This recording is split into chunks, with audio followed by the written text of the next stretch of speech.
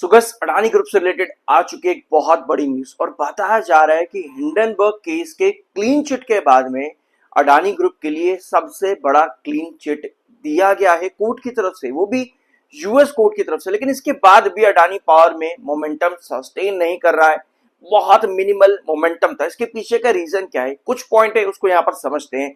पहले तो इस खबर को एक बार देखो। यूएस कोर्ट ने गौतम अडानी और साथ में इनके नेफ्यू सागर अडानी, इनके केस, इनके अगेंस्ट में जो भी चार्जेस लगे थे उनको ड्रॉप कर दिया है। परमानेंट इस केस को क्लोज कर दिया गया है यूएस कोर्ट की तरफ से। अब ये जो क्लोज किया गया है इस केस को, उसके पीछे का रीजन क्या है, पहले तो आप इसके रीजन पर आओ। यहाँ पे गिव मी 1 सेकेंड, मेरे पास ज्यादा चीजें अवेलेबल नहीं है, बट मेरे पास जो भी है मैं उसके जरिए आपको यहाँ पर समझाने की कोशिश करता हूँ। 15 मई को अडानी ग्रीन जो है अपडेट देता है कि $6 मिलियन और $12 मिलियन की पेनल्टीज लगाई गई है गौतम अडानी और सागर अडानी के ऊपर। इसके अलावा गौतम अडानी का जो ग्रुप है यानी कि अडानी ग्रुप, ये राजी हो जाता है यूएस में $10 बिलियन का इन्वेस्टमेंट करने के लिए। यह अपडेट मैंने आप लोगों को वीकेंड में बताई थी और बताया ये गया साथ में कि ये चार्जेस गौतम अडानी और सागर अडानी के अगेंस्ट जो लगे गए हैं इनको पूरी तरह से डिसमिस कर दिया जाए। इसलिए यूएस की सरकार ने मांग करी कि भैया $10 बिलियन का इन्वेस्टमेंट आप हमारे देश में करो, यानी अमेरिका में करो, ताकि हम आपके ऊपर से सारे के सारे चार्जेस हटा दे।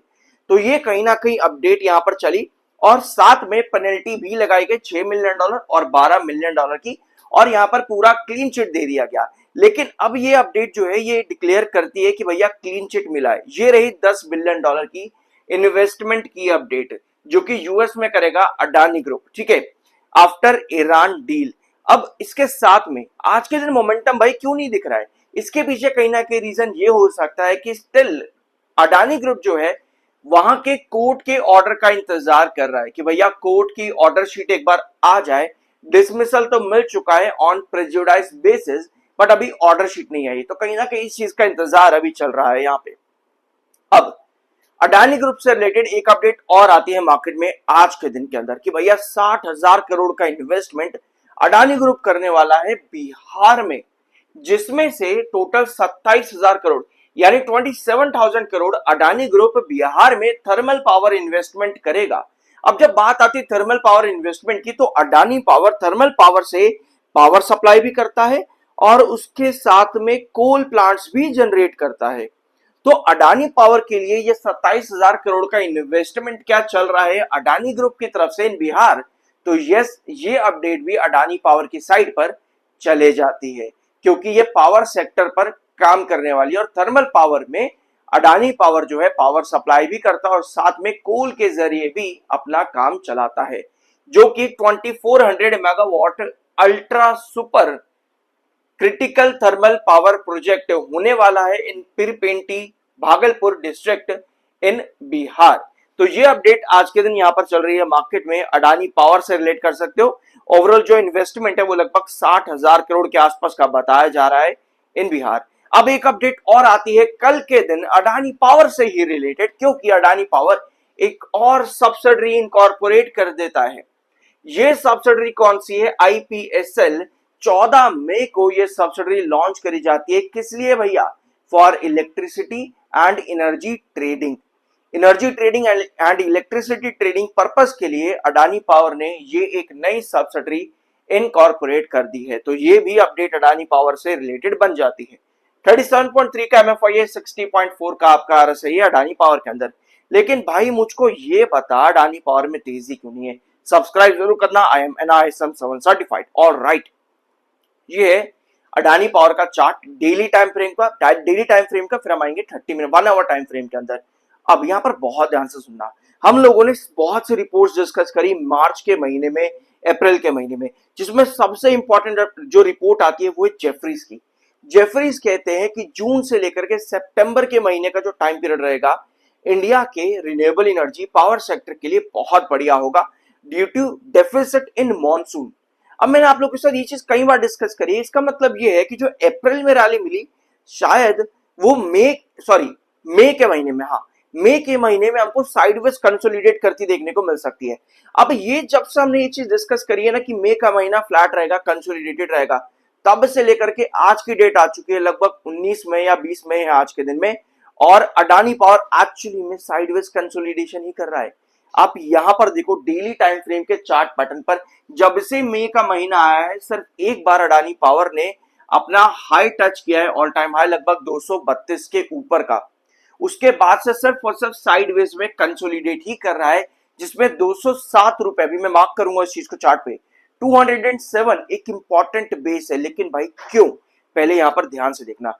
आज है 28 ऑफ मई और 19 ऑफ मई, 19 ऑफ मई आज के दिन में, 19 मई है आज के दिन की डेट, और ये है 207 का इंपॉर्टेंट बेस 207 रुपए। लेकिन 207 रुपए के इंपॉर्टेंट बेस क्यों है, क्योंकि भैया पहले ये एक रिजेक्शन रहा है 207 का, यहाँ पे पहले एक बार 207 आपका बेस रहा है। जब वो अडानी पावर डॉम पैटर्न क्रिएट कर रहा था ना, तो कई सारे ट्रेंड्स को अडानी पावर ने मार्क करके गया है बीच में। यहां डबल टॉप पैटर्न क्रिएट करा, उसके बाद में 224 पर अपना रिजेक्शन खा दिया। ये चीज बहुत ध्यान रखना, ये जो 207 का बेस है और ये जो 224 का रिजेक्शन है ना, इसको एक बार मार्क करो यहां पर लंबी लाइन के अंदर, इसको एक बार लंबी लाइन के अंदर मार्क करो। भैया एक चीज आप ध्यान से सुनना, कोई भी ट्रेंड, इंपॉर्टेंट ट्रेंड के पास में अगर आपको ब्रेकआउट चाहिए, आपको उस ब्रेकआउट के लिए कभी भी इस तरह की कैंडल नहीं चाहिए, कभी भी नहीं। अगर आप इस कैंडल पर एंट्रीज के डिसीजन ले रहे हो, भैया बहुत बड़ी गलती कर रहे हो। किसी भी रिजेक्शन पर आपके पास हमेशा एक सस्टेनेबल कैंडल आनी चाहिए, और उसके पहले एक हैंगिंग बेस बनना जरूरी होता है। तब आप कहते हो हाँ भैया ये रिजेक्शन ब्रेकआउट करने के लिए जाएगा, अदरवाइज नहीं। लोग यही गलतियां कर देते हैं, भैया देखते अच्छा अच्छा यहाँ पे ब्रेक, ओ भाई खरीद लो, फिर बाद में किसी और के मत्थे मल देंगे कि भैया तूने बोला था ऐसे ऐसे ऐसे ऐसे। चीजों को जब तक सीखोगे नहीं तब तक गलतियां करोगे, डबल टॉप पर जाकर के एंट्री करोगे और फिर इंतजार करते रहोगे और कहोगे भैया इतनी सी करेक्शन में हम तो फंस गए जाकर के। ब्रेकआउट ही देखते स्टॉक कितना बड़ा बना चुका है ऑलरेडी, हल्की सी करेक्शन में पागल हो जाता है कि भैया मैं तो बेवकूफ बन गया वगैरह वगैरह। होप ये पॉइंट आप लोग यहां पर समझ लोगे। अब किसी भी बेस लाइन के पास में हमेशा आपके पास एक सस्टेनेबल कैंडल तो चाहिए ही, लेकिन अगर बुलिश एंगल्फिंग कैंडल बन जाए तो उससे बढ़िया चीज कुछ नहीं होती। एक बेस के पास में आपको हमेशा सस्टेनेबल कैंडल चाहिए होती है, सॉरी रिजेक्शन के पास में आपको हमेशा हैंगिंग बेस चाहिए होता है। एक बेस के पास में हमेशा आपको एक बुलिश एंगल्फिंग कैंडल चाहिए होती है। मैंने आपको एक कैंडल और सिखाई हुई है चैनल के ऊपर कि अगर आपके पास लगातार गिरावट आ रही है और आपके पास लास्ट कैंडल एक पर्टिकुलर बेस के करीब आकर के कुछ इस तरीके की है जो कि पूरी रेड है, और अगली कैंडल आपके पास कुछ इस तरीके से बन जाए, इसका मतलब होता है ये एक ब्लॉक कैंडल है। मतलब कि गिरावट जो आपकी लगातार चल रही थी वो रुकने वाली है और अब आपको तेजी देखने को मिलने वाली है। ये ब्लॉक कैंडल भी बहुत ज्यादा जरूरी होती है। तो 207 आपका 207 एक क्रूशियल बेस है, 224 इस समय आपका एक रिजेक्शन बना हुआ है अडानी पावर लिमिटेड के अंदर। अब ये 30 minute time, 1 hour time frame का ये चार्ट है, 1 आवर टाइम फ्रेम का। इस समय 21 EMA एंड 7 EMA दोनों एक दूसरे के पैरेलल चल रहे हैं, बहुत करीब है, स्क्यूज यहां पर क्रिएट कर रखा है। 200 EMA आपका लगातार ऊपर जा रहा है, अभी 207 के नीचे है, लेकिन जितना ये स्क्वीज करता चला जाएगा उतने हाई पॉसिबिलिटी है कि 207 पर आपका ये 200 EMA आ जाए, और ये हमारा एक क्रूशियल बेस भी है।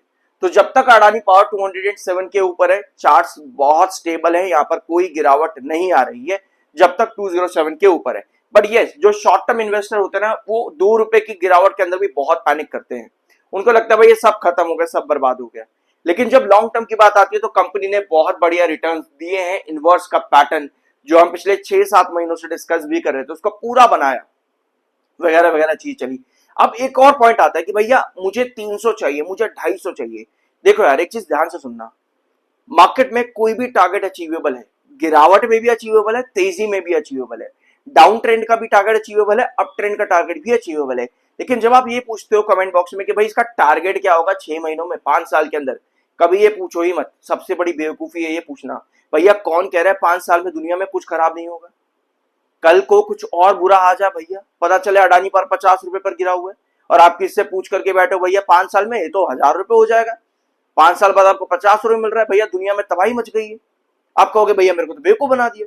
तो कभी ये चीज मत पूछो कि भैया टारगेट क्या होगा, एनालाइज करो और चीजों को समझो कि टारगेट पूछना बहुत गलत चीज होती है। एक बार ब्लैंक स्क्रीन पर आओ। हमेशा जब भी आप लॉन्ग टर्म के लिए जा रहे हो, आप हमेशा पहले चार्ट को एनालाइज करो। फॉर एग्जाम्पल अडानी पावर ने क्या किया था, एक cup and handle pattern create करा था। कप एंड हैंडल पैटर्न बनाने के बाद अडानी पावर ने एक इनवर्स का पैटर्न क्रिएट करा था। इनवर्स का पैटर्न बनाने के बाद अडानी पावर ने साइडवेज का परपेंडिकुलर ब्रेकआउट दिया था। ये होता है एक लॉन्ग टर्म पर्सपेक्टिव से चार्ट का फॉलो अप। आपका cup and handle pattern, inverse का pattern, sideways pattern, perpendicular breakout. अगर यहां से अडानी पावर को और फर्दर ब्रेकआउट देना है तो ये कुछ नहीं करेगा, सिर्फ और सिर्फ साइडवेज का एक लंबा पैटर्न बनाएगा थोड़ा सा डाउन ट्रेंड के अंदर, जो कि 207 तक आप लोगों को नजर आ रहा है। उसके बाद में नेक्स्ट ब्रेकआउट की तरफ जाएगा। यानी आपको एक चीज मालूम पड़ रही है कि भैया कप एंड हैंडल के बाद में आपके पास इनवर्स का पैटर्न आया, इनवर्स कप के बाद में साइडवेज पैटर्न, फिर परपेंडिकुलर ब्रेकआउट। उसके बाद अगर आपको कोई पैटर्न बनता है तो वो कहीं ना कहीं एक साइडवेज पैटर्न होगा जिसमें थोड़ा सा डाउन ट्रेंड 207 का इंपॉर्टेंट बेस नजर आता है। उसके बाद आपको फिर से एक परपेंडिकुलर ब्रेकआउट मिल सकता है जो कि 232 के ऊपर का ब्रेकआउट आपको दे करके जाएगा। कभी भी ये चीज गलती मत करना, वरना लोग क्या करते हैं, ओह भैया ये मेरे से पूछने आया है, इसको 1000 बोल देता हूँ, इसको 500 बोल देता हूँ, खुश हो जाएगा, ये इसको लगेगा मुझे सब आता है।